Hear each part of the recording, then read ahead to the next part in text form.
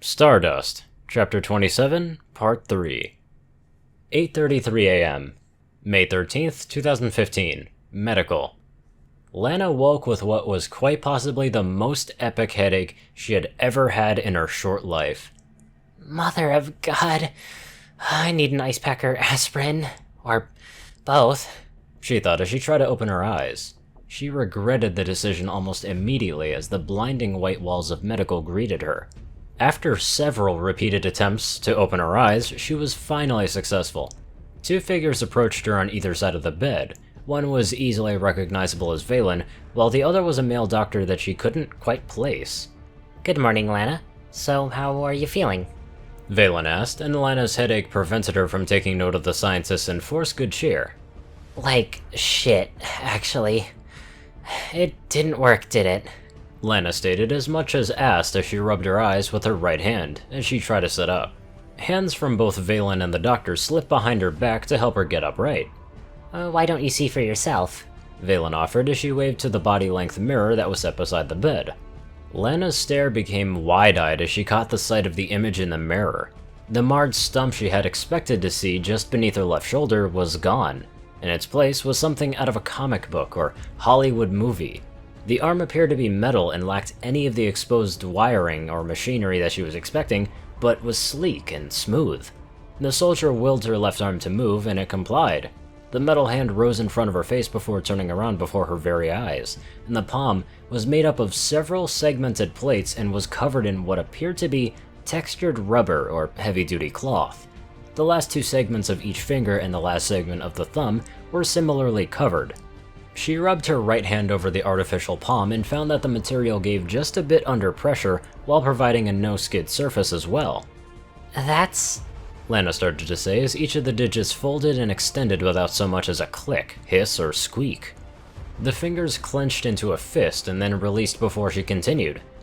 That is impressive. Dozens of questions popped up in her head, but they were all derailed when she looked back into the mirror. I thought you were gonna shave me bald for the implant thingies. Well, yes, but... Valen stated before floundering until the doctor came to her rescue. The installation procedure turned out to be not nearly as invasive as we initially thought. Apart from the installation of the hardware onto your arm, there should be no significant scarring or shaving your head, the doctor quickly reported, and with a smile. I think we're past the point where I'm worried about scars, Doc. Lana quibbled as her humor returned, though her trademark smile hadn't quite made it all the way to her face. I know that guy from somewhere. Where have I heard that voice? I don't suppose you have any aspirin or an ice pack? I've got a killer headache.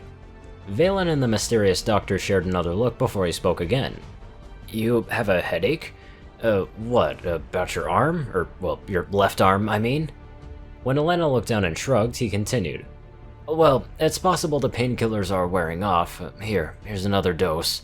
The doctor produced a small packet of pills, which he handed to the soldier alongside a glass of water. These should keep you covered during the day, and once you're able to stand, you should be good to leave medical, but you'll be restricted to off-duty tasks. No heavy lifting and no strenuous labor until we're certain that the prosthetic works with optimum efficiency. So now, do you have any other questions, Miss Jenkins? Upon hearing the doctor speak her name, the pieces came together. I remember you now! Lana exclaimed with a mischievous grin. You pronounced me dead! Yes, well, I'm glad that didn't turn out to be the case, the freshly identified Dr. Benson said sheepishly. Now, I'm not someone who tells other people to do their jobs, but I think you might have jumped the gun with that pronouncement. You never know when someone will just pop up and prove you wrong. Another memory stirred in Lana's mind, but was promptly crushed by another spike of pain entering her head. When the doctor didn't immediately reply, Lana continued. The moment you said, let's move on to the next one, I swore I was gonna haunt you to the grave, but it seems like you lucked out of that, Doctor. Had Lana's headache not been so severe, she might have noticed the look of blank-faced confusion on the doctor's face, or the forced non-expression on Valen's. She slowly rose to her feet before taking an experimental step or two. Now confident in her balance, she turned back to the others. Do you mind if I borrow a coat until I get back to the barracks? I'd rather not walk around the base looking like the Terminator. The doctor nodded dully as he retrieved a coat and presented it to the soldier. Lana nodded her thanks as she slipped on the coat and slipped her hands into the pockets before shuffling out of medical. As with the dozens of other little things that she missed, her headache prevented her from noticing the lit operating room next door and its dozens of unused instruments, or the pair of penny-sized objects covered in Illyrium on a tray next to them. 11 a.m., May 13th, 2015, Warehouse S2. Matt's combat boots sounded as loud as rifle reports as he walked to the equipment display. A long table with several gadgets and firearms were set along the far wall, and down the length of the hangar was a series of concrete barriers and target dummies. The only other feature in the barren warehouse interior was the elevator entrance that he had just left. Shen appeared from behind one of the tables with a tablet in his hands and a haggard look on his face, though he smiled when he noted the soldier's approach. Wearing the new chameleon armor then? He stated as much as asked. So, opinions? Well, regarding its exotic functionality, I think we'll have to wait to test that, Matt answered, and Shen nodded before gesturing for Matt to continue. I don't know if I'm a fan of plated armor like this. I'm used to Kevlar vests and ballistic fibers, which have a bit of flexibility to them. I'm assuming the material choices were made for heat resistance? Correct, Shen said as he tapped the tablet several times. As the vast majority of aliens use plasma weaponry, it is our hope that the armor plating will better absorb and dissipate heat and improve survivability. Grazes and near misses should be significantly less deadly, and the armor should hold up against a direct hit. I wouldn't recommend more than one, though. Well, every little bit helps. So what do we have on display? Matt asked as he eyed the gadgets on the table, and the two rifle-like objects specifically. A little bit of everything, but I figured that we should start with the big things first, Shen explained as he moved to the rifles. The first is the standard laser assault rifle that was slated for mass production before other breakthroughs came to light, and the second is a rifle created from the information that Twilight has given us. A placeholder name for the moment is the GB rifle. The armor penetration is substantial. You said the laser rifle was meant for mass production, as in past tense. Why? Shen's expression became less certain as he answered the question. Well, the first test of the GB rifle was far more successful than we ever thought, even to the point where the laser rifles, well, they might not be needed. Though I've had both brought up for testing today, so you might give your impressions. After all, it's you and your friends that will end up using these, so I'd value your opinion on the matter. Matt arched an eyebrow at the explanation before he looked at the pair of rifles. Both were lying on their sides with their magazines sitting beside them. The laser was a boxy thing with a collapsed stock and what appeared to be cooling surfaces both above and below the barrel. A black hand grip was mounted just in front of where the magazine attached to the rifle.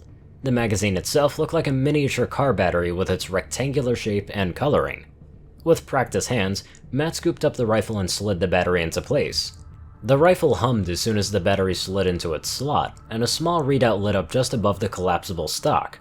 While inspecting the readout, he could see an integrated laser sight tracing along the ground, which he quickly discovered was part of the iron sights along the weapon's barrel. With a shrug, he stepped over to the firing range and extended the rifle's stock before assuming the classic rifleman stance and slipping his trigger finger inside the guard. An angry beam of red light flashed out from the barrel instantly to the distant target, leaving a blackened pockmark on it. 3 more trigger pulls sent 3 lines of coherent light down range with similar results. Matt thumbed the fire selector to full auto and then pulled the trigger, and was rewarded with a stuttering line of laser fire almost entirely on the target. After a 2-second burst, he released the trigger and hit the safety on the gun before checking the readout on the back of the rifle. The readout should give an indication of the weapon heat as well as the remaining shots in the battery, Shen provided helpfully while giving Matt an expectant look. Ah, Matt said as he detached the battery and headed back to the table. That is an interesting rifle, I'll give it that. No kick means accuracy can be maintained with sustained firing, though the position of the forward grip makes things a bit awkward. It also felt like 2/3 of the weight of the rifle went into the battery. Considering the battery size and weight, it might be a bit uncomfortable to carry around for long periods of time, and the readout is also a bit vague regarding how much charge is left. I'd estimate about 40 or 50 shots total per battery? 40, Shen confirmed as he continued to take notes on his tablet. I also understand that the barrel can't have attachments due to cooling, but it might benefit from having a rail on the top, and as it stands now, there's no place for a scope or anything else beyond what it comes with. Matt set the rifle onto the table and crossed his arms before continuing. Other than those issues, I really don't have any complaints. A good rate of fire, decent magazine size. The only question is, how does it fare against the enemy? Perfectly valid points, Shen agreed as he finished his notes before indicating the other rifle. Care to give the GB rifle a try? Matt nodded and turned his attention to the second firearm on the table. The first impression the rifle gave him was of the French FAMAS, but without the upper handguard or the exposed barrel and muzzle brake. A vertical hand grip was mounted on a rail a couple of inches behind the business end, while the port for the magazine was located in the buttstock. A rail mount ran across the top of the rifle, where a large scope sat and a small wire could be seen linking the forward grip, where a series of small buttons resided. The magazine was modest in size and appearance, with dimensions no larger than an average paperback novel. So, I'm assuming the bullpup design was chosen because of the nature of the weapon? Matt asked as he loaded the magazine and resumed his place on the firing line. Correct. With no shell casings or trigger assembles to worry about, it was felt that this design might make the GB rifle practical as an urban fighting weapon. With most of your fighting taking place in cities, it seemed a wise choice, Shen explained, and Matt had to raise an eyebrow when the engineer offered him ear protection. Trust me, you'll need them. What does the forward controls do? They look like they're linked to the scope. Zoom, maybe? Matt gave the blank buttons a speculative look as he brought the ear protection up to his head, but not quite around his ears. The engineer's expression turned to a grin. X-ray. Center button activates the view mode, and the front button zooms in, and back button zooms out. X-ray, huh? Matt thought to himself before bringing the rifle up to his shoulder and sighting down the scope. A button press turned the crystal clear image of the far target into something better associated with bad television reception. The entire scope was filled with white noise, while the outline of his target was silhouetted like a shadow in the center. Pressing the forward button caused the silhouette to disappear, only for another to appear in roughly the same place and in smaller size. Before he could fiddle with the controls any longer, there was an audible click and the scope flipped back to its standard view. Ah, that's unfortunate, Shen said with a frown as he added more notes to his tablet. We were hoping the battery for X-ray would last longer. What was that, 15 seconds? 10. Well, unfortunate, but we'll make adjustments to hopefully extend the time for future models. Go ahead and take your shots, Shen said with a shrug before finally slipping his own ear protection over his ears. Matt did the same as he thumbed the safety off and lined up the shot.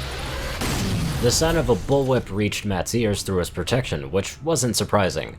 What was surprising was the sudden feeling of the wind on his back the moment the trigger was pulled and the bright purple beam that leapt from the rifle. He was just about to ask Shen about it before he caught the results of his shot through the scope. A hole was cleanly punched through the target that he fired at, and he had to suppress the urge to whistle. Without any further hesitation, he flipped the rifle to full auto and pressed the trigger.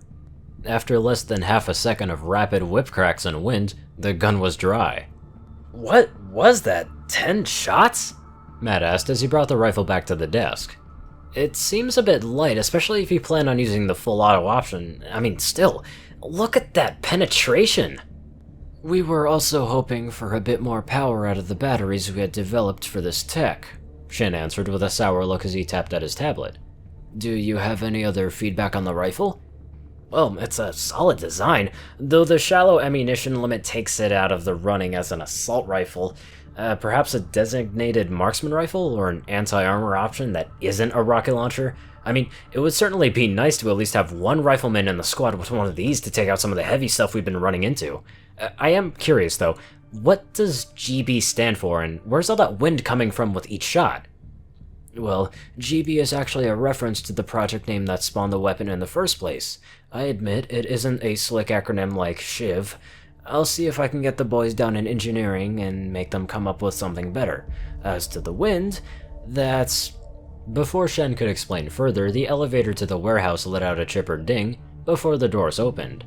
Zhang, Twilight, and Lana stepped out into the spacious area, and the latter waved to Matt and Shen with her left hand. The female soldier wore a hooded sweatshirt and gloves that obscured the prosthetic, and if Matt had to remind himself that it wasn't her flesh and blood arm. Matt placed the rifle behind him before turning back to face the new arrivals. Oh, good morning. Have we recovered from our late-night activities? Some more than others, I think. Lana answered cryptically as she rubbed her eyes with her right hand. I've had a headache since I woke up after the operation, and the pills they gave me aren't worth a damn. When she removed her hand to see the looks of concern from Twilight, Shen, and Matt, she waved their concerns away. Oh, don't mind me. I'm certain it'll pass anyway. So, what has the mad scientist labs come up with for us to see? I resent the implication, Lana. I'm an engineer, not a scientist. Shen's grin was contagious as he waved the group over to the table. You've already seen 2 of our breakthroughs today, Twilight. The first was the generator that you've helped with, and the second is, well, Lena's arm. I'm happy to report the former is stable and operational. The arm is great, as far as I can tell so far. A full range of motion with no annoying machinery noises I was expecting, and it makes me feel just a little heavy to the left though, but I think that's because I was getting used to having a bit less weight there. Lena explained as she brought the left hand up. It quickly clenched and unclenched before performing a rapid series of hand signs that Matt quickly recognized as squad signals. I'm hoping that they'll give me the green light to rejoin Strike 1 once everyone's satisfied I won't be a liability. Well, I'm glad it's working out so well, but wouldn't you prefer to stay here where it's, safer? Twilight asked with a look that would have made most puppies green with envy. To be perfectly honest, I would. Lena answered after an uncomfortable delay. I'm not too keen on having something like this happen again, but if I don't go out there myself, then someone else will have to go instead. And then if they get hurt, then I don't think I could live with myself. Which is where our inventions come in and will hopefully save lives. Shen harpooned the somber mood and attempted to drag it to a more upbeat place by changing the subject. Matt, Lana, perhaps you would like to test the Ro-Ias system.